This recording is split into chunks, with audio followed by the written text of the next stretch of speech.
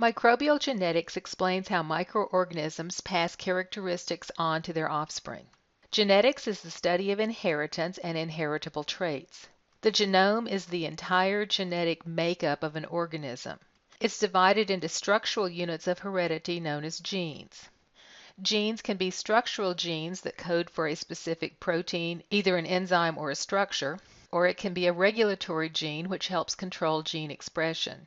In some genomes, there are nucleotides that connect genes.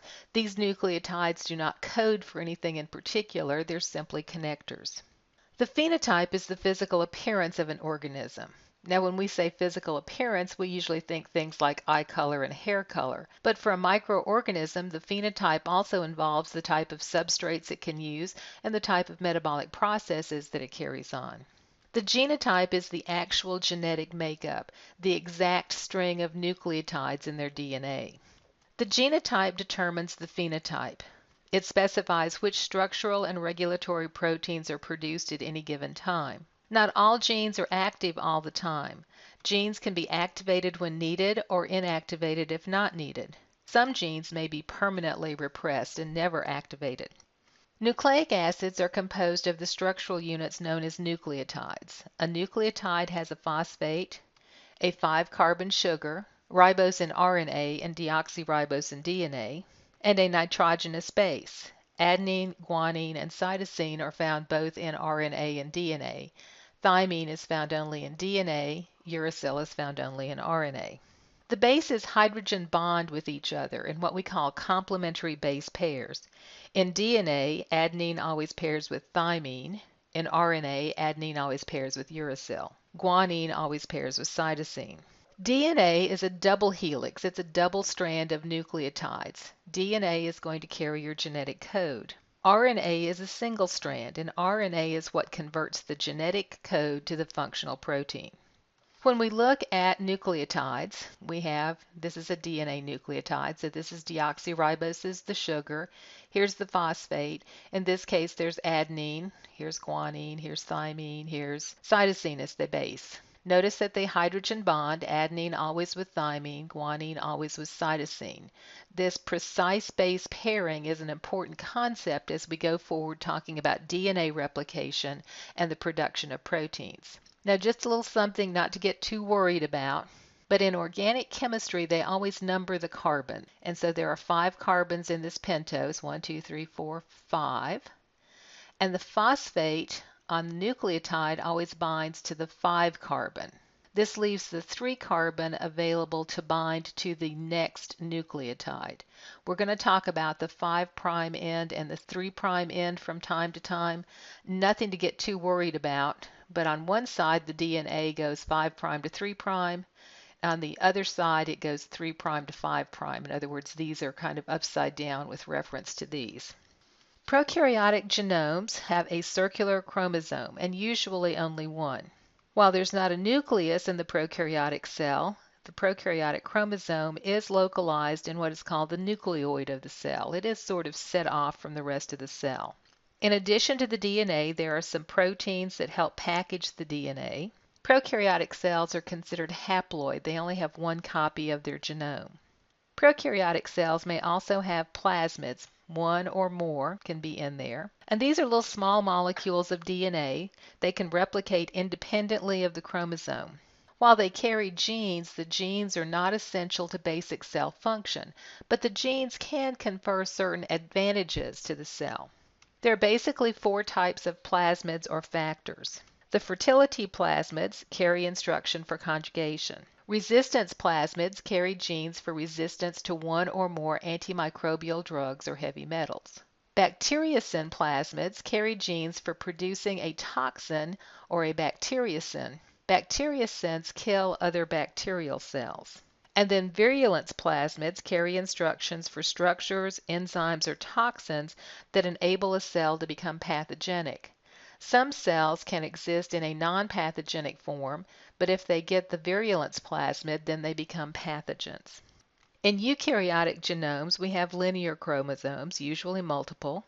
Eukaryotic cells are often diploid, but not always. Their chromosomes are composed of DNA and more complicated packaging proteins called histones. And of course, the DNA of eukaryotic cells is found in the nucleus. There is extranuclear DNA in eukaryotic cells. The mitochondrial DNA and the chloroplast DNA is outside the nucleus. While this DNA will make polypeptides, typically these polypeptides are not functional unless they join with polypeptides that were made from the nuclear DNA. A few eukaryotic cells may contain plasmids, but if they do, the plasmid only codes for replicating other plasmids. No genes are involved. DNA replication depends upon that complementary base pairing or precise base pairing. Adenine always pairs with thymine, and cytosine always pairs with guanine. Several enzymes are involved in the replication process. You have to have enzymes that uncoil the helix, unzip the hydrogen bonds, and then bond new nucleotides to the old ones. The unzipping place is called the replication fork. This is where replication is going to occur. We will have what are called leading strands and lagging strands.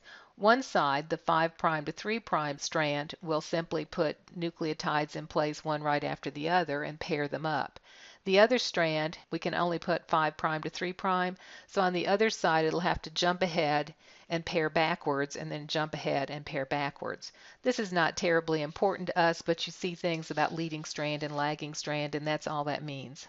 Each strand of the old DNA acts as a template for the new strand. So we end up with two new identical strands of DNA exactly like the original strand. We call this a semi-conservative model because half of the molecule is old, the other half is new. And here you see an original DNA strand. It unzips and replicates. There's the old one and the new one that was made from that template, and the other half of the old one and the new one made from the template. And then when we unzip this one and replicate it, we just continue that process on. In this way, we always make the same DNA molecule. Here you see the unzipping and unwinding of the DNA. So we have the replication fork, the area where we're unzipping it. We have to have some stabilizing proteins. This keeps the DNA from pairing back to each other. And then we have these DNA polymerases. These are the things that bring the free nucleotides in and pair them in the correct order to the strand. One strand is the leading strand. It's going straight down one way. The other strand is the lagging strand. It has to jump ahead, go backwards, jump ahead, go backwards. At the end, we still have two strands of DNA exactly like each other and exactly like the original. In prokaryotic cell replication, we have an origin point and we have two replication forks, so we go around the circle. This allows for pretty fast replication of the DNA. We get to the termination point, the two strands separate. So we have two circular strands of DNA, both like each other and both like the original. Eukaryotic replication is pretty similar, except we have linear chromosomes. There are some different enzymes that are used in replication, and on the linear chromosome we'll have multiple replication forks or multiple origins because eukaryotic cells have a much larger genome, and if we only did one at a time, it would take forever to replicate it. Cells have to constantly make proteins. They're required for growth, reproduction, metabolism, and regulation. These proteins are responsible for the cellular phenotype. The information for making these proteins is carried on the DNA, but DNA is a string of nucleotides and proteins are a string of amino acids. Somehow we have to convert nucleotides into amino acids. This is the process of protein synthesis, and there are two steps. We first have to transcribe DNA to RNA, and then we have to translate RNA to protein. That's how we get our amino acids. So we have the transcription step, and then we have the translation step. In the transcription step, we have our DNA genotype. We will unzip it and allow messenger RNA to make against the template instead of DNA. Some different enzymes are involved. We still use precise base pairing, but wherever we would put a T on messenger RNA, we put a U. Uracil replaces thymine. So here's our original template. Here's our messenger RNA transcript. And then when we translate, we're going to turn this into a string of amino acids. In transcription, RNA polymerase binds to a specific DNA sequence. These are called promoters. The promoters are usually near the gene being transcribed, and it's the place where RNA polymerase can bind. The polymerases are what unzips and unwinds the DNA and then begins bringing the base pairs forward to pair them to the DNA. RNA transcription usually starts a few base pairs from the promoter, so the promoter is not exactly right next to the gene. We use the precise base pairing, except we use uracil instead of thymine. And we can make many messenger RNA copies of the same gene at the same time. This would give us the opportunity to make lots of protein from one gene. So as we look at this process, we have the RNA polymerase that sits down. It goes down through there, unzipping the DNA, and it's going to bring the appropriate messenger RNA nucleotides up and precise base pair them so that we make an exact copy of that DNA template. We just make it in messenger RNA instead of DNA. In prokaryotic cells, messenger RNA is released directly into the cytoplasm. Multiple copies of any transcript may be made, and translation can start before transcription is complete since the ribosomes are there in the cytoplasm. Usually, prokaryotic transcripts carry codes for more than one protein. There are stop codons between the proteins so that we make individual proteins, but we have one transcript that may code for 3 or 4 or 5 proteins at a time. In eukaryotic cells, the messenger RNA is transcribed in the nucleus, specifically in the nucleolus. And it's not a clean transcript. There are non-coding pieces of DNA. The messenger RNA makes all of that, and then we've got to cut out the non-coding pieces, so we have to edit the messenger RNA. Also, even though there are large pores in the nuclear membrane, we have to tag the messenger RNA and let it out of the nucleus. So it has to have a special cap, it has to have a guanine cap and an adenine tail before it can leave. Eukaryotic messenger RNA only carries a code for one protein. It's not translated until it's been fully transcribed, so it has to be transcribed and edited and capped and put a tail on it before it can even leave the nucleus and get to the ribosomes. The DNA in the mitochondria and the chloroplast is transcribed in the organelle. It too will leave the organelle in order to be translated. In translation, the ribosomes read the messenger RNA and translate the nucleotides to amino acids. We're going to need 2 other kinds of RNA. We're going to need ribosomal RNA and transfer RNA. Ribosomal RNA attaches to the messenger RNA and reads the nucleotides. Transfer RNA brings the appropriate amino acid to the ribosome for attachment to the polypeptide chain. The genetic code is a group of 3 nucleotides on messenger RNA known as a codon. When you have 3 things that you can combine, you get 64 unique combinations. Since there are only 21 amino acids, we have what's called a redundant code. There's more than one code for the same amino acid. There is one code, AUG, which codes for start. It also codes for the amino acid methionine. Then there are 3 codes that code for stop, and the polypeptide chain will be released from the ribosome whenever a stop codon is encountered. Now the genetic code, as I said, is redundant. Here are 4 different codes, 2 for phenylalanine and 2 for leucine. Here is 4 more codes for leucine. Here's 3 for isoleucine. So you've got lots of multiple codes. If you'll look at the different codes, mostly it's the last letter that's different, which means Mother Nature doesn't spell really well. She can have some misspelled codons and we can still get the same amino acid. Translation still relies on precise base pairing. The transfer RNA has an anticodon, that is the opposite of the codon, that's complementary to the codon. An amino acid will be attached to the transfer RNA based on the anticodon carried by the transfer RNA. So if we look at transfer RNA, this is a real simple schematic view. The transfer RNA does fold back on itself and double bond a few places. Up here is where we will carry the amino acid, and this will be modified to pick up the amino acid that this anticodon will match. And there's the anticodon right there. Now in reality, the transfer RNA looks a little more like this. It's folded. Here's the anticodon, and here's the area that will be carrying the amino acid. Ribosomes are actually two subunits. In prokaryotic cells, the large and small subunits are 50S and 30S, so that the ribosomes are 70S. And in eukaryotic cells, it's 60S and 40S subunits that make an 80S ribosome. I know the math doesn't work, but that's just how it comes out. rRNA and enzymes are what compose the ribosomes, and these enzymes are the enzymes involved in translation. The ribosomal subunits stay separate until there is a messenger RNA to translate. Then they're brought together to join around the messenger RNA. The smaller subunit will hold 3 codons at a time. It has 3 sites. The A site holds the transfer RNA that's delivering the amino acid. The P site holds a transfer RNA and a growing peptide. And the E site is what is going to eject the transfer RNA once its amino acid has been bound to the polypeptide chain.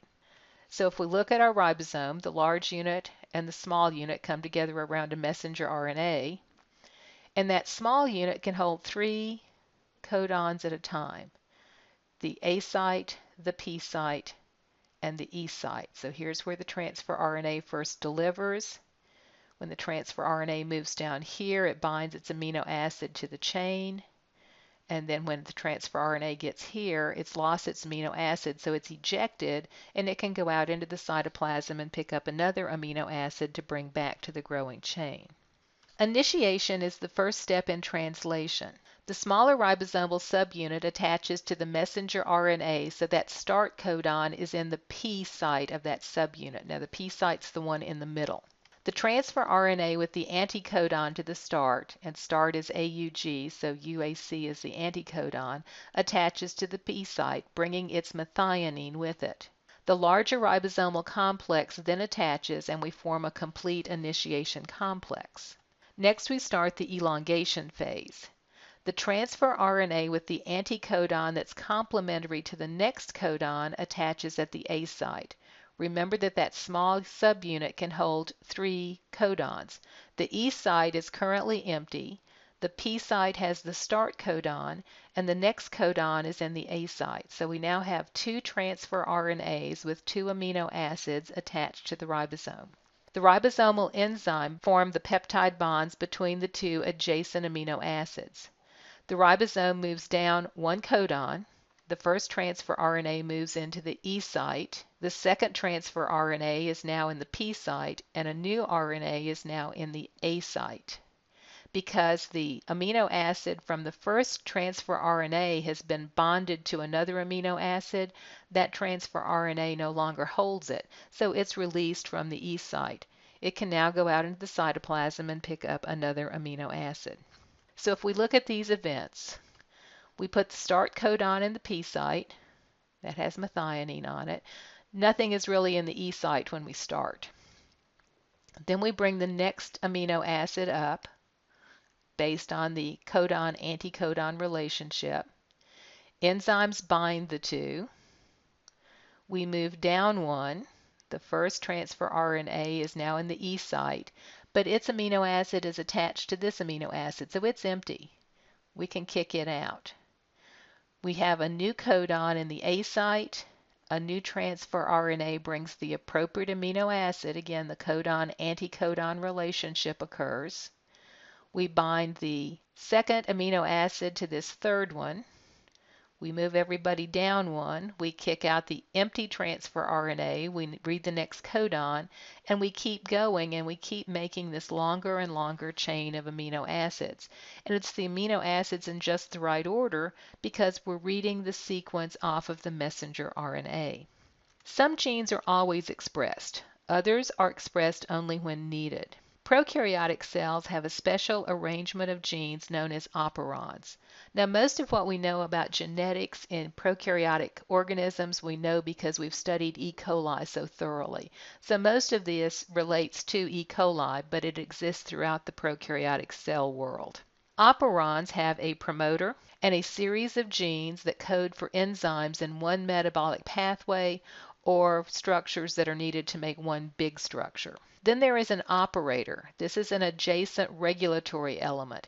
It controls the movement of the RNA polymerase, and you've got to have RNA polymerase to bring the RNA and the transfer RNA together so we can make the gene. We have inducible operons. Inducible operons are usually not transcribed. They have to be activated by molecules that are called inducers. The other kind of operon we have is the repressible operon. Repressible operons are usually transcribed. They are only deactivated by certain repressors. So inducible operons are usually genes that are off and have to be turned on. Repressible operons are usually genes that are on and have to be turned off. Here you see an operon, the promoter and the operator, and in this case there are 4 structural genes. 4 genes that code for enzymes. Someplace on the genome, not necessarily associated directly with the operon, is the regulatory gene. This is the gene that produces the regulator protein. The lactose operon is an example of an inducible operon. Cells normally use glucose for ATP production. Some cells can use lactose if glucose is not available, so they will have a lactose operon. The lactose operon has the promoter, the operator, and 3 genes that code for the enzymes involved in lactose catabolism. There's the regulatory gene, which is outside the operon, and it's normally expressed. It produces a repressor protein that attaches to the DNA at the Lac operator. This prevents RNA polymerase from attaching. If we can't attach RNA polymerase, then we can't make messenger RNA, and the genes are not expressed. Lactose is the inducer for the lactose operon. It inactivates the repressor protein, removing it from the operator so the operator is no longer blocked, and now we can make messenger RNA and the genes can be expressed. So under normal conditions, our regulatory gene is producing the repressor protein, which sits on the DNA right here at the promoter operator site. This means that the RNA polymerase necessary to make messenger RNA can't attach, so we can't make messenger RNA for these genes. If lactose is available to the cell, then lactose binds to the repressor, inactivating it.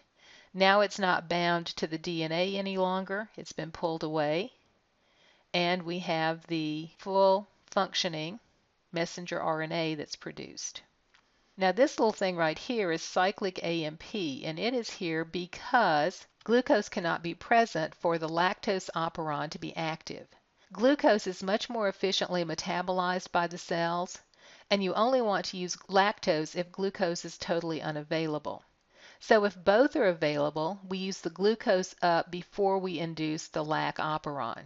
Cyclic AMP is low in cells that metabolize glucose, but it's high in glucose-deficient cells. So cyclic AMP binds to an allosteric site of the regulatory protein. That was that little ball in the last picture sitting on something. When that's bound, we get full RNA polymerase binding so that we get expression of messenger RNA. The tryptophan operon is an example of a repressible operon. E. coli can make all of the amino acids. If any of the amino acids are available in the environment, the organism can save energy by not manufacturing that particular amino acid. That's where the tryptophan operon comes in. It has a promoter, an operator, and the 5 genes that are involved in tryptophan synthesis. This regulatory gene constantly produces a repressor. The regulatory gene for this operon constantly produces the repressor molecule, but the repressor is normally inactive. If tryptophan is present, it binds to the repressor molecule, activating it. So in this case, binding to something activates the repressor molecule. So here we see the regulatory gene constantly making this repressor, but it's an inactive repressor. So most of the time, E. coli is busy making tryptophan. The promoter operator, we have manufacture of messenger RNA along here, and we get our tryptophan biosynthetic pathway going to make tryptophan. But if there is plenty of tryptophan in the environment, that extra tryptophan can bind to the repressor. This activates it. Now the tryptophan repressor sits here on the promoter operator site, and the RNA polymerase can't pass down and make the 5 structural genes necessary to make tryptophan. But that's okay, we have plenty of tryptophan. We're saving cellular energy by not making something that's available in the environment. Mutations are changes in the nucleotide sequence of the DNA. They may be good, they may be bad, or they may be neutral. Major mutations result from the loss of chromosomes or a large loss of DNA. This is always detrimental to the cell. But there are smaller mutations called point mutations where only a single base pair is affected. Substitutions occur when one base pair substitutes for another one. So we have this sentence of three-letter words. So this is like codons. The red dog ran far. In this case, a point mutation gives us something, but it still makes sense. The fed dog ran far. It's a different sentence, it has a different meaning, but it still has meaning. The other kind of point mutations are frame shift mutations. This occurs when there's an insertion or a deletion of a base pair. So here we had the red dog ran far, but if we take out the R, in other words, we have a deletion of one base pair, we now get something that doesn't make sense. Point mutations can be silent mutations. Since the genetic code is redundant, we may turn UUU to UUC and still get the same amino acid, so there's really no change in the protein. We may get a missense mutation. Here we get a codon, but it codes for a different amino acid. How detrimental this will be to the cell depends upon how crucial this amino acid is to the secondary or tertiary structure of the protein. If it's critical, you'll get a dramatically different shaped protein that may not work as well or may even work better. If it's kind of in a place where it doesn't contribute to the folding, then you may not see a change in the protein at all. A nonsense mutation occurs when the codon is changed to a stop codon. Once the ribosome hits a stop codon, it disengages from the messenger RNA, and if this is in the middle of a polypeptide chain, then you won't get a complete protein. Here you see the normal DNA and the normal messenger RNA, and here would be the normal peptide we're looking for. In this instance, we had a silent mutation. We changed the adenine to a guanine.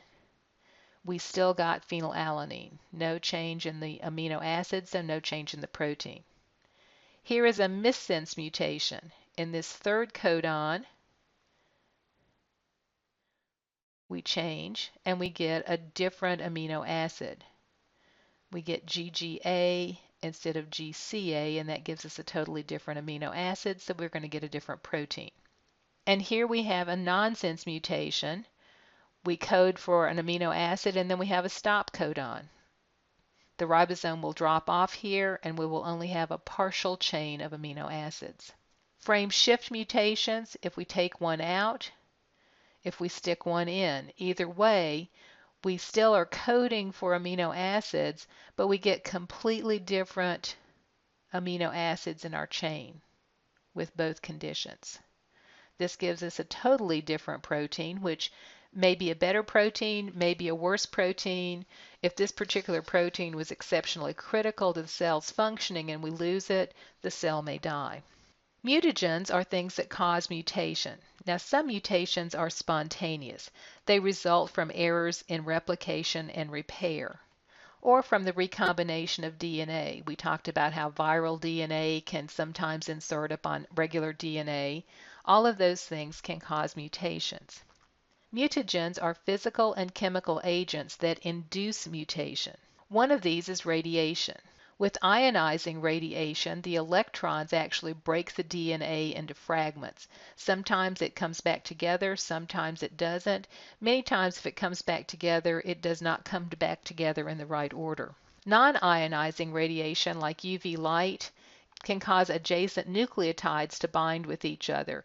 That takes them out of the binding when replication is done. Usually this can be easily repaired in either the light or the dark. Here's an example of a thymine dimer. Instead of the thymines bonding with their adenines across the way, they double bond to each other. If replication occurs on this strand, we're going to skip these 4 base pairs. They're not going to be in position to pick up anything, so we will lose some genetic information. Chemical mutagens can be several things. One type of chemical mutagen is the nucleotide analog. These are molecules that structurally resemble nucleotides. They can be incorporated into DNA, but when we go to replicate the DNA, the nucleotide analog doesn't precise base pair correctly, so we start getting faulty DNA replication. Nucleotide analogs have been very useful as antiviral and anti-cancer drugs. Nucleotide altering chemicals will change purines, adenine and guanine, to pyrimidines, cytosine and thymine. This will change your coding altogether. Aflatoxin is a material that's produced by Aspergillus. Aspergillus is a mold and it's found in several foods. There used to be quite a bit of aflatoxin in peanut butter. There are now rules and regulations so that food manufacturers have to check for aflatoxin to make sure the levels are low enough to not be dangerous. Frame shift mutagens are agents that insert or delete base pairs. An example of this is benzopyrene, which is found in smoke. Mutations are relatively rare. Spontaneous mutations occur about 1 in 10 million genes, or 10 to the 7 genes. Mutagens will increase the rate of mutation by 10 to 1,000 times, so that the mutations occur every 10 to the 6 to 10 to the 4 genes.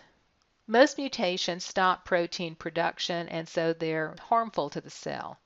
But some may cause the production of a new protein and could possibly be beneficial.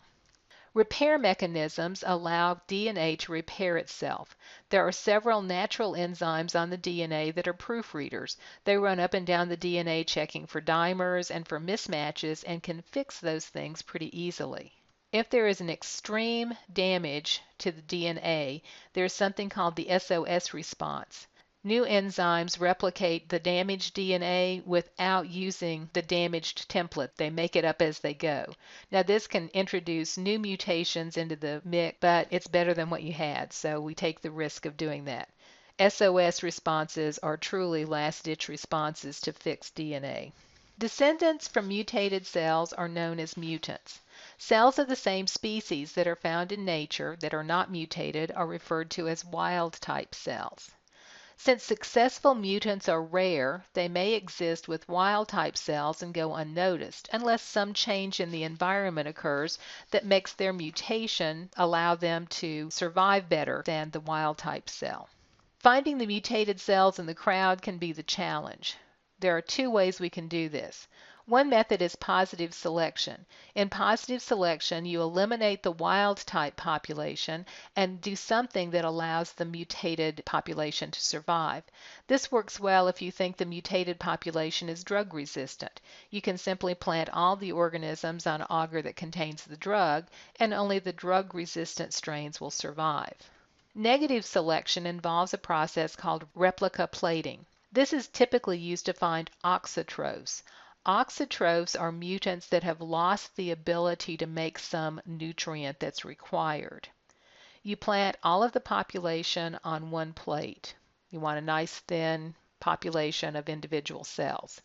Then you use velvet, and the little hairs on the velvet act like individual inoculating needles. You stick the velvet onto the surface of the plate that's growing. You pick up organism, and then keeping the velvet oriented so you know which plate goes which way, you can put the organisms on a plate that has all of the nutrients they need and a plate that is missing the nutrient they can't make. You look and see what grows. Everything will grow on the complete media, but only the non-mutants, only the wild type will grow on the deficient media. So you look for places where you don't have cells growing on the deficient media. That place on the full media is where the mutant is. It's a little bit backwards thinking, but it works. The Ames test is a test to screen for mutagens.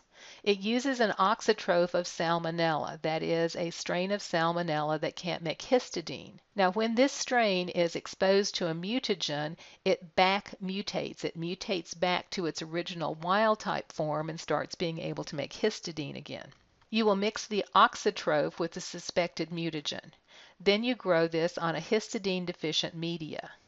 You want to see how many cells that grow. You expect a certain number of spontaneous mutations to occur, but if you have a lot of mutations occurring, then you will see a large growth of cells. So a high number of reverse mutated cells indicates that the chemical you checked was a mutagen. Not all mutagens are carcinogens, but all carcinogens are mutagens. Once you've identified something as a mutagen, you can then do more expensive animal tests to determine if it's also a carcinogen, that is, a chemical that causes cancer. During reproduction, cells replicate their DNA and pass it on to their offspring. This is called vertical gene transfer. Horizontal or lateral gene transfer is when organisms acquire genes from the same generation of organisms. And there are three ways we can do this: transformation, transduction, and bacterial conjugation. In transformation, recipient cells take up DNA from the environment. Usually this DNA has been released from dead cells. Cells that can take up DNA from the environment have to be competent. That is, their cell wall and cell membrane has to be able to allow the DNA to enter. Some cells have natural competence. Streptococcus, Haemophilus, Neisseria, Bacillus, Staphylococcus, and Pseudomonas are excellent examples. E. coli and certain other cells can be made competent by laboratory manipulation, usually by exposing them to varying temperatures. Competent cells can take up any DNA, so transformation is a technique that can be used in genetic engineering. Here was the first experiment that showed transformation taking place. This group of scientists was trying to develop a vaccine for Streptococcus pneumoniae. They gave the mouse live cells that had a capsule. This is the pathogenic form. The mouse would die. If they heat treated the smooth strain, the pathogenic strain, and gave it to the mouse lived. There's also a non-pathogenic strain of Streptococcus pneumoniae that's called the rough strain, no capsule. They inject the mouse lives. So they tried coming up with a vaccine where they used the living rough strain and the dead smooth strain. Since the living rough strain didn't kill the mouse and the dead smooth strain didn't kill the mouse, they were kind of surprised when the mouse died. But when they did the mouse autopsy, they found that the mouse had smooth strain Streptococcus pneumoniae in it. Somehow, something from the smooth strain that was dead had gotten into the rough strain and made it into smooth strain. Now, this experiment was done in the early 1900s. It was a couple of decades later before they realized that the something that did this was DNA. We can now do this in the laboratory without having to sacrifice a mouse. Transduction is the transfer of DNA from one cell to another by a virus, and the virus is known as a vector. You'll remember that when viruses enter the cells, the first thing they do is destroy the host cell DNA. This way, the virus controls all the cell's metabolic activity and makes new virus. Some viruses will incorporate some of those host cell DNA fragments into the new virus particles. This is an accident that happens. When that virus infects a new cell, the old host DNA can be incorporated on the new cell's DNA. In generalized transduction, it's just random as to what DNA is moved. But in specialized transduction, certain DNA sequences are moved. Specialized transduction occurs in nature, and it's how toxin-producing genes are moved from one species to another. In the lab, it's a genetic engineering tool. So here you see the host cell being infected with the viral DNA. We destroy the host cell DNA. As we're packaging up virus, this virus particle accidentally packages up some host cell DNA. It moves on to the next host, inserts that DNA, which doesn't cause anything to happen because it's not viral DNA, or it's not enough viral DNA, and this is inserted on the new cell's DNA, and this new cell now has some new genes it didn't have before. Bacterial conjugation is the DNA transfer between living cells. Both cells live and stay alive after the process. With both transformation and transduction, the donor cells died. This is mediated by conjunction or sex pili. Cells that have a sex pilus are said to be F positive. They have the F plasmid. Recipient cells are F negative. They do not have the F plasmid. The donor attaches to the recipient and transfers the F plasmid. Now, in simple conjugation, that's all that happens, and the F negative cell becomes an F positive cell, can grow a sex pilus, and is capable of conjugating with another organism. But the F plasmid may insert on the recipient DNA, and you develop something called a high frequency of recombination cell, or an HFR cell. During conjugation, not only does the F plasmid transfer, but some of the donor DNA transfers as well. Since the conjugation connection is relatively brief, not all of the donor cell DNA will go to the recipient, only part of it. So it may get a couple of genes, it may get no complete genes, it's just variable as to how much it gets. So in simple conjugation, we have an F positive cell and an F negative cell. They conjugate, the F plasmid is transferred over. The new cell now becomes F positive and grows a pilus, and it can go to conjugate with another cell. In HFR cells, the F plasmid inserts on the DNA of the F positive cell. Now when we make the conjugation connection and we start sending over the F plasmid, we also send over bits of the donor DNA. We may not get all of it, but we'll get some of it. So the new cell will have some F plasmid and some new genes. The F plasmid typically starts sending over in the middle of the F plasmid, so unless you send this whole genome, the new cell will not be an F positive cell. It will only have a little bit of the F plasmid and whatever genes could come over before the conjugation bridge broke. Transposons were the jumping genes that were discovered by Barbara McClintock. She wondered why Indian corn could have yellow kernels, red kernels, blue kernels, and purple kernels all on the same ear of corn that came from the same basic genetic background. It turns out that transposons are little segments of DNA that can move or transpose from one location of a DNA molecule to another. Transposition, or the moving of the transposons, is a type of frame shift mutation. In the case of Indian corn, when the transposons moved, they would stop repression of one gene and cause repression of another gene. So you would get yellow pigmentation in the kernel or red pigmentation in the kernel, depending upon which gene was repressed and which gene was activated by the transposon. Transposons are pretty common, but transposition is fairly rare. They may be carried on plasmids. So here you see a transposon, and it moves to another place on the DNA. Transposons can even replicate while they're moving, so you can get multiple transposons on DNA. And they may even transpose themselves to a plasmid, and then the plasmid, when it leaves, can take the transposon with it. Biotechnology is the use of microorganisms to make practical products. This is not new. We've been using this forever. We've been making bread and wine and beer and cheese and yogurt for a long, long time. However, in the early 1900s, we started using microorganisms for industrial use to mass produce alcohols and ketones and other substances we needed. We've also discovered organisms that can help us with environmental cleanup. Until recently, we've had to use naturally occurring organisms or their mutants. But recombinant DNA technology allows us to genetically manipulate an organism and produce an organism with the gene we desire. The main goals of recombinant DNA technology are to eliminate undesirable phenotypic traits in humans, animals, plants, and microbes. For example, we can make plants resistant to pests. They've come up with a cure for severe combined immunodeficiency syndrome. This is the syndrome where children are born with no immunity and have to be raised in a germ-free environment or die of some infection. We also want to use recombinant DNA technology to combine beneficial traits of two or more organisms. We've used it to develop laboratory animals with human susceptibility to HIV. Since humans are the only known organism susceptible to HIV, it's been very difficult to study this disease. Having a laboratory animal with that susceptibility makes it easier. And finally, we can create organisms that can synthesize products humans need. Human insulin, human growth hormone, and factor VIII can all be manufactured using recombinant DNA technology, eliminating some of the risk of the original production routes for these particular molecules. There are several tools that are used in recombinant DNA technology.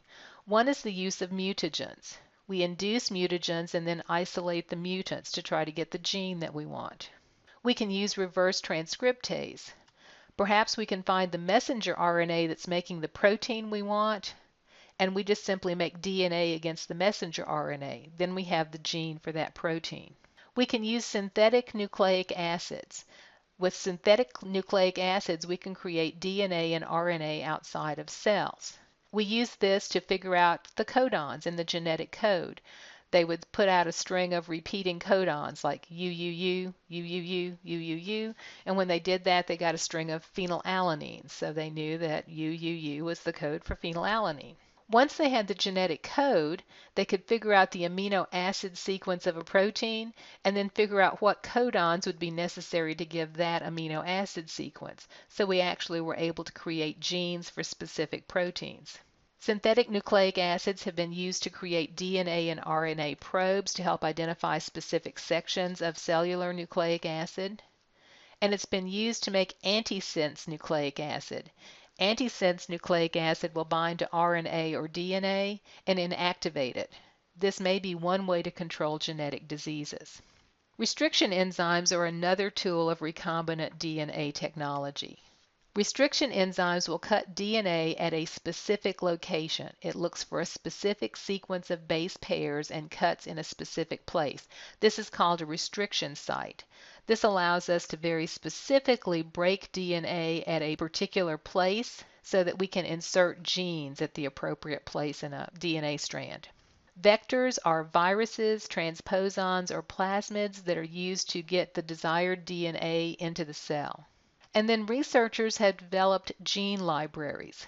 Once they identify a gene or a bit of genetic material, they can save it, make it available for other researchers to use. So just like you can go to the library and check out a book, you can go to a gene library and check out a gene or a segment of DNA. Some of the techniques of recombinant DNA technology include polymerase chain reaction. Polymerase chain reaction is a way to take a little bit of DNA and make lots and lots and lots of copies of it. This way, that little bit of DNA can be turned into enough DNA that it can be studied and worked with well. When we're working with recombinant DNA, we want to be able to select the gene. And one of the ways we can do this is using gel electrophoresis and the Southern blot process. Now, the Southern blot process was developed by Dr. Southern, and that's how it got its name. DNA is negatively charged, so if we put DNA on an agarose gel and we run an electrical current through the gel, we will pull the negatively charged DNA through the gel. The DNA will separate based on the size of the fragments. Smaller fragments move faster than larger fragments.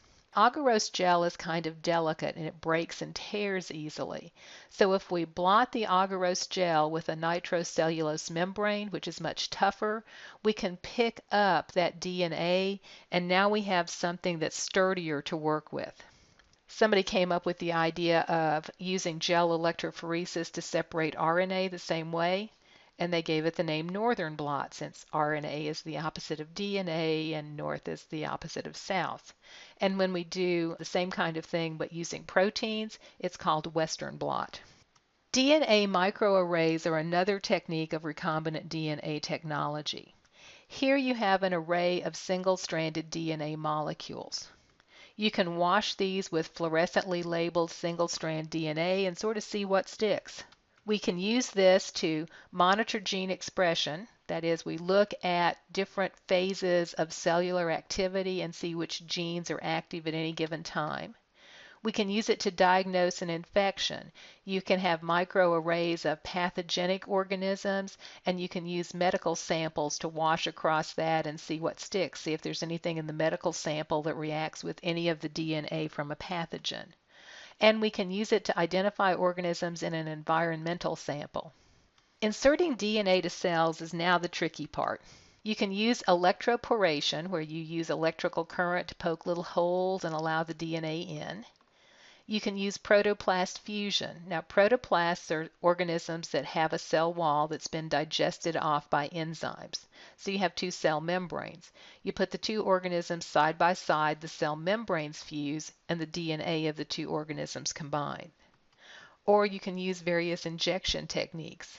There's something called a gene gun, and it fires little tiny tungsten or gold beads into the cell that are coated with DNA. Or you can use microinjection. A tiny, tiny little glass pipette will inject DNA directly into the nucleus. Recombinant DNA has been used in doing the genetic mapping, finding the locations of genes on nucleic acid molecules.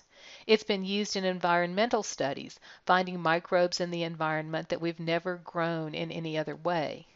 And then we've used it heavily in the pharmaceutical and therapeutic applications. We make all kinds of proteins like insulin and interferon. We have made safer vaccines. Rather than having to use the organism, we've actually genetically engineered just that part of the organism that we need to stimulate the immune system. We can use it for genetic screening, looking for genetic diseases. We can even find viruses circulating in the blood before the patient has any symptoms. DNA fingerprinting is one of the things we use Southern blot for. We use Southern blot to look for unique sequences in DNA. This has been used heavily in forensics and in paternity testing. You may only have a very small amount of DNA from the crime scene, or just a few fetal cells to test. You use PCR technique to amplify it, and then use Southern blot to separate out the various fragments. Once you have a known, you can do the same thing to the known DNA and compare the plots, see if they look alike. Gene therapy has been used to insert one new gene for a defective gene. This has had some success in some diseases. It's been used in medical diagnoses, again, using PCR to amplify the genetic material found and then using DNA microarrays. Xenotransplants are when you transplant tissue from a different species into humans. And you might think this is odd, but we use pig heart valves all the time to replace damaged valves in humans. But what if we could insert human genes in animals, have them produce human cell membranes, and then we could transplant hearts or livers or kidneys from animals that wouldn't be rejected? Or we could lower the rejection rate if we could do that. In agricultural applications, we have used recombinant DNA technology to develop plants that have resistance to herbicides, resistance to salt, resistance to freezing, resistance to various pests, and we've used it to improve the nutritional value and yield of plants. In a world where we have an increasing population and a decreasing supply of food to feed them, these agricultural applications are allowing things to grow in deserts or in places where plants have never grown, and by improving nutritional value and yield, we get more food per acre. Now the safety and ethics. Genetically modified organisms. A lot of people are upset about GMOs entering the food chain. As everything states, there are no long-term studies on the safety of GMOs. We have to be careful. Cross-pollination from a plant that is herbicide resistant could lead to a weed that we can't kill. That could be detrimental to us. So far, no risk to human health has been noted, but they haven't been around very long and no one knows for sure exactly what's going to happen. Science usually outstrips ethics. We have the ability to do stuff, but we don't have the ethical rules to control how we're going to do it. We could apply this technology to destroy crops and animals, or to create biological weapons. We can now screen for diseases. Should we screen for untreatable diseases? What are the insurance implications? Do we tell people they have something they're going to die from and give them their death sentence now? All kinds of issues. There are still lots of decisions to be made and lots of questions to be answered about how we can best use this technology.